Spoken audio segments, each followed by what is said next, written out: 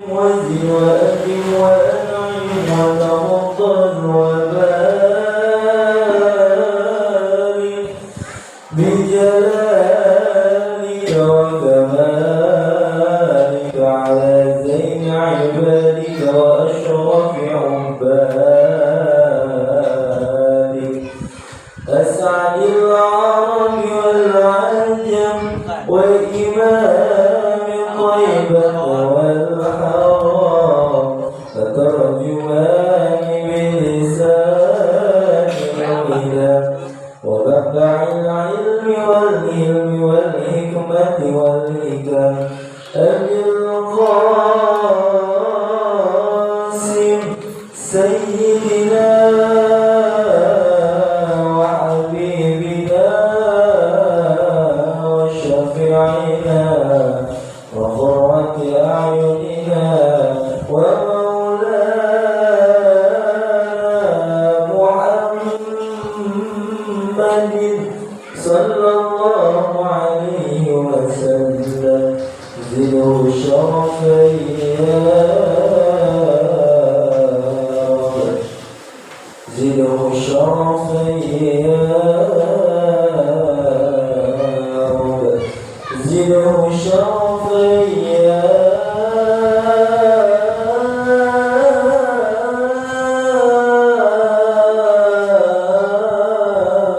رب يا ربي وكرما وتعظيما ورفعة ومهابة وبرا ورضي الله تبارك وتعالى عن ذوي الفخر العلي والقدر الجليل ساداتنا وأئمتنا وموالينا أبي بكر وعمر وعثمان وعلي وعن بقية الصحابة وقرابة رسول الله صلى الله عليه وسلم أجمعين والحمد لله رب العالمين. عليكم ورحمة الله وبركاته. الحمد لله رب العالمين وبه نستعين على أمور الدنيا والدين. الصلاة والسلام على أشرف الأنبياء والمرسلين وعلى آله وأصحابه أجمعين. أما بعد فحضرة المقربون المحترمون yang saya hormati segenap para rekan-rekan para sahabat baik laki ataupun perempuan yang mudah-mudahan selalu berada dalam lindungan Allah Subhanahu wa Ta'ala, sehingga alhamdulillah pada malam hari yang mulia ini Allah masih senantiasa memberikan kita ribuan nikmat untuk kita senantiasa turut hadir ke tempat yang dimuliakan oleh Allah Subhanahu wa Ta'ala dalam acara yang mulia di tempat yang mulia. Maka mudah-mudahan kita pula termasuk orang-orang yang dimuliakan oleh Allah Subhanahu wa Ta'ala dengan pangkat kebesaran orang yang mulia, yaitu Nabi kita Muhammad sallallahu alaihi wasallam. Marilah sama-sama kita buka pengajian kita dengan bacaan Al-Quran Suratul Fatihah.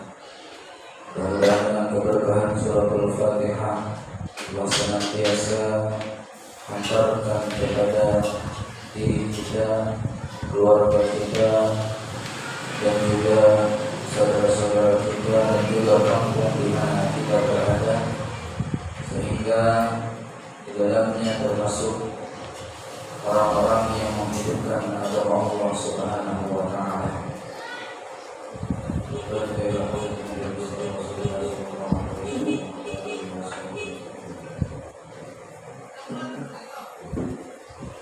Al-Fatihah. A'udzu billahi minasyaitonir rajim. Bismillahirrahmanirrahim. Alhamdulillahirabbil alamin arrahmanir rahim maliki yaumiddin. إياك نعبد وإياك نستعين اهدنا الصراط المستقيم صراط الذين أنعمت عليهم غير المغضوب عليهم ولا الضالين. بسم الله الرحمن الرحيم. قال الإمام المؤلف رحمه الله تعالى: وأدام النفع به وببركة علومه في الدارين آمين.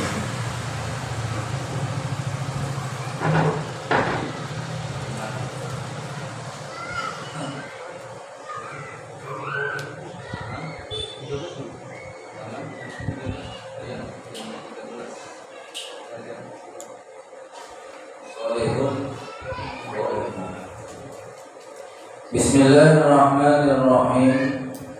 Pelajaran yang ke-13 halaman 19.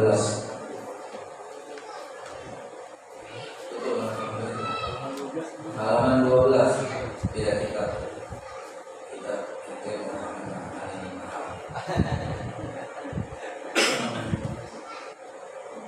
Solihun wa ummuhu. Soleh dan emaknya. Solihun waladun barun bi ummihi. Soleh adalah si soleh nama orangnya, nama orang. Waladun barun bi ummihi adalah anak yang berbakti kepada ibundanya. Waladun barun adalah anak yang berbakti bi ummihi kepada ibunya. Wa zata yaumin, dan pada suatu hari maridot tertimpa sakit ummuhu oleh ibunya. Maridot ummuhu, jatuh sakit ibunya soleh. Fahazina, maka si soleh menjadi sedih. Kathiron, dengan banyak, sedih banget begitu. Wasta'dana, dan soleh meminta izin min asatidatihi, dari para guru-gurunya soleh. Minta izin buat ngapain? Ayat jelisa, bahwasanya ia ingin mendampingi indah di sisi ibunya. Fil baiti, di dalam rumah.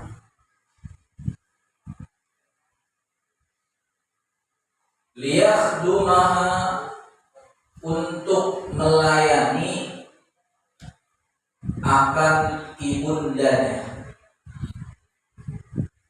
Liyakhdumaha, untuk melayani akan ibunya.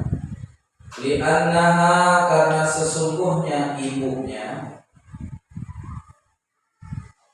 ma'indaha, yaitu tidak mempunyai khodimatun, pembantu.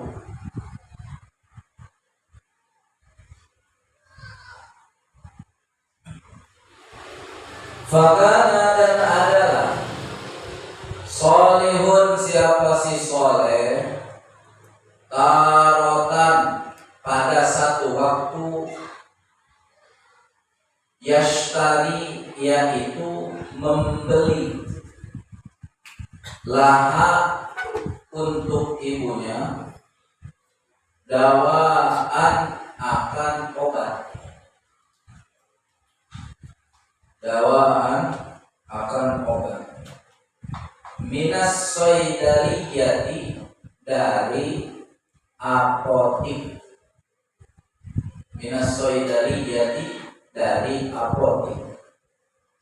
Watarotan, dan terkadang dalam satu waktu, Yashtari si soleh membeli laha to'aman, laha untuk ibunya, to'aman akan makanan.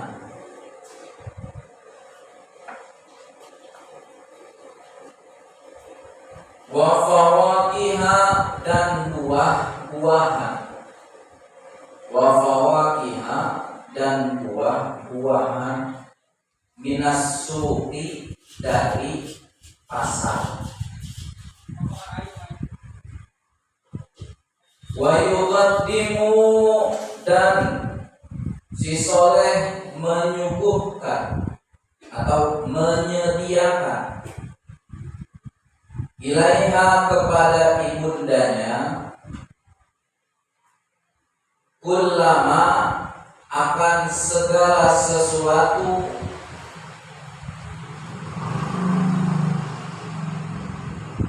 tahtaju yang dibutuhkan oleh ibunya.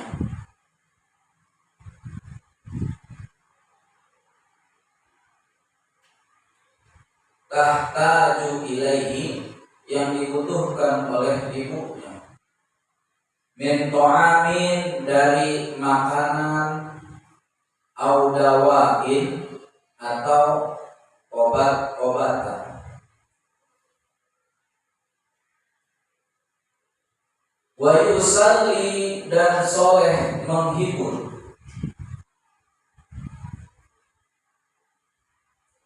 qalbaha akan hati ibunya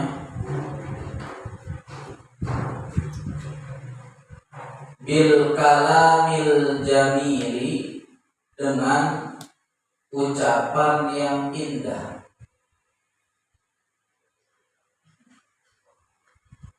Wa ba'da ayyamin dan setelahnya beberapa hari. Dan setelah beberapa hari syufiyat min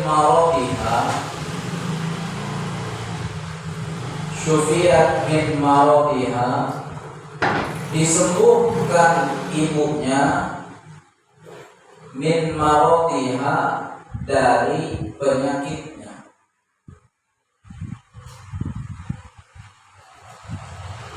Fafariha maka soleh bergembira. Fafariha solihun maka soleh bergembira. Farahan syadidan dengan sangat gembira.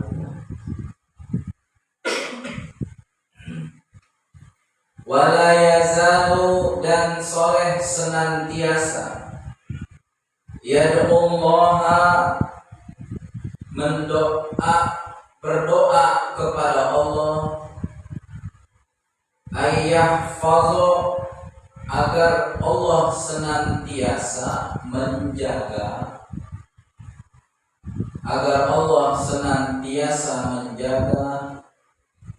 ummahu akan ibunya.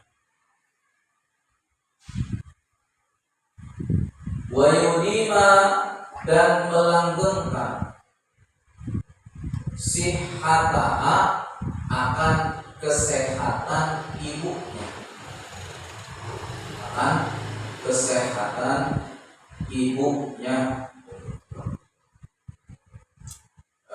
Itu mah nggak perlu dijelasin juga udah.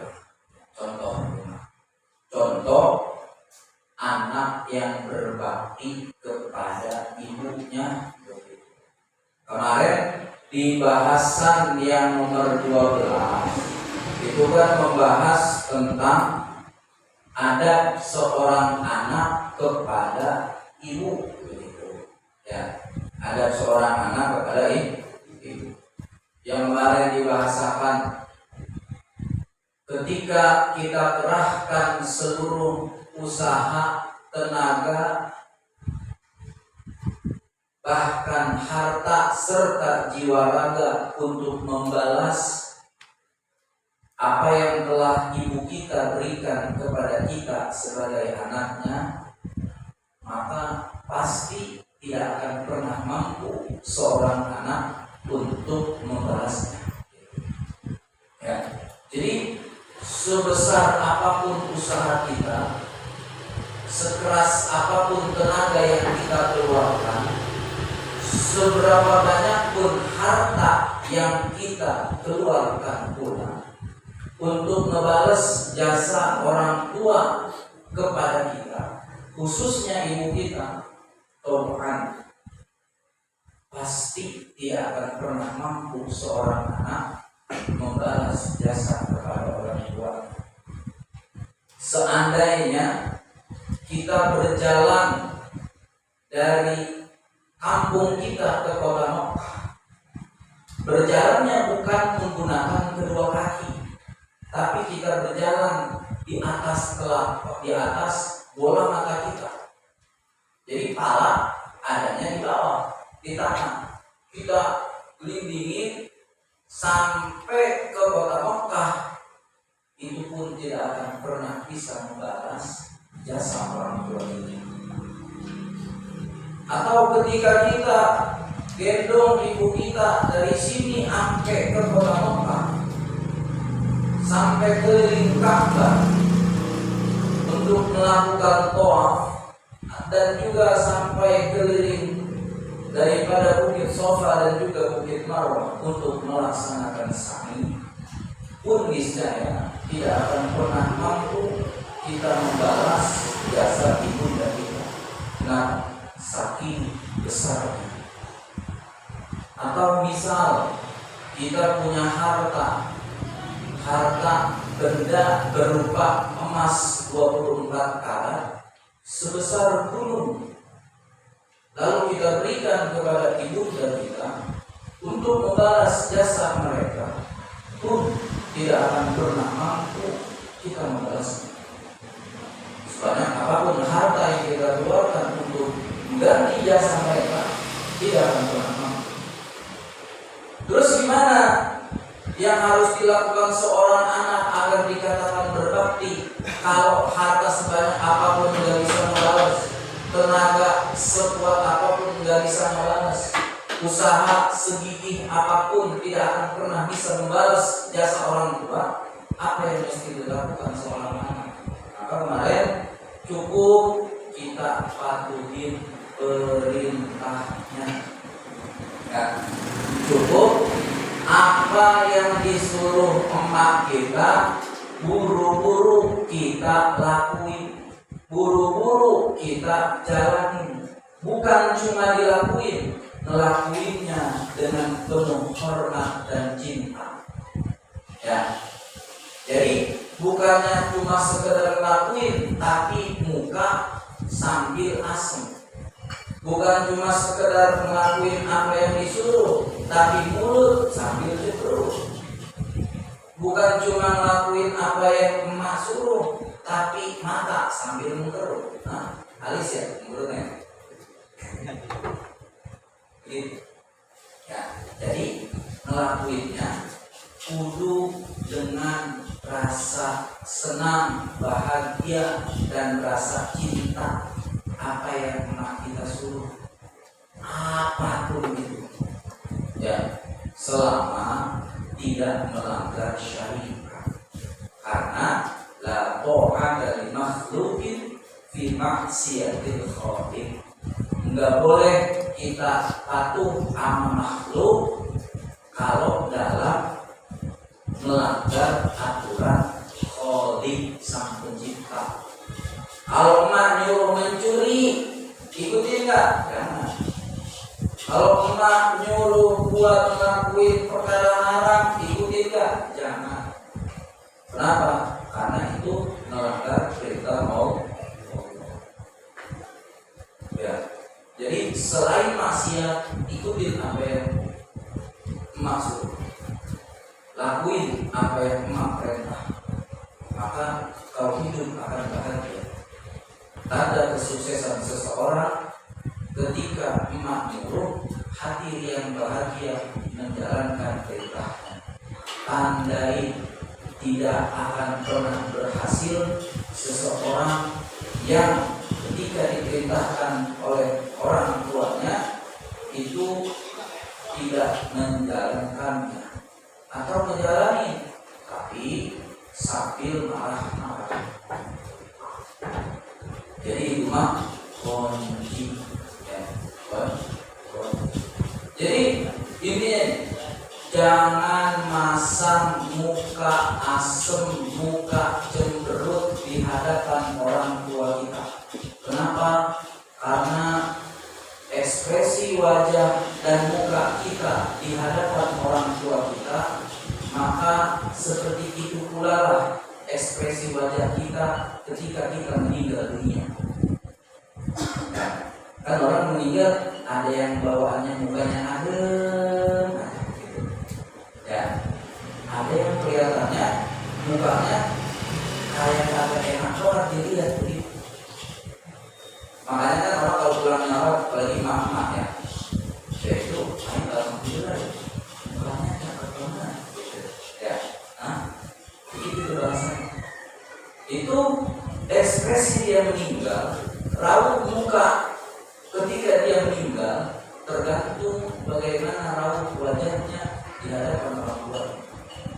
Maka kalau kita pengen meninggal dalam keadaan muka berseri, muka wajah senyum penuh dengan cahaya, maka lakukan itu pula di hadapan orang tua kita. Tanda, ya, kan? Tanda. Tapi jangan lantas begini nih. Ntar pas kita tanya, oh saya itu orang tuanya asem banget, berarti dia tuh sama orang tuanya juga bukannya asem, langsung diomong. Nggak boleh ngomongin kejelekan tadi, tidak kok. Makanya biar kata emang udah tahu jeleknya, udah jangan diomongin. Kalau bisa ngomongin yang lemah cakepnya aja. Karena disadarkan udhkuru mahasina mautaku, sebutin perkara sifat kelakuan yang bagus-bagus aja. Kalau lemah nyebutin kelakuan mayit mah, gitu. Jangan disebutin kejelekannya, ya jangan disebutin kejelekan. Kenapa? Karena itu akan bisa berimbas kepada dia, akan berimbas kepada si mayit. Bisa jadi siksanya lebih lama karena emang di dunia diomongin terus kejelekannya, walaupun emang benar-benar jelek. Makanya kalau kagak pengen diomongin kejelekannya walaupun udah meninggal, lakuinnya perbuatan baik, gitu ya. Makanya tujuan yang nanti jangan disebutin daripada kelakuan jelek si mayit. Cuma kan kagak semua orang tahu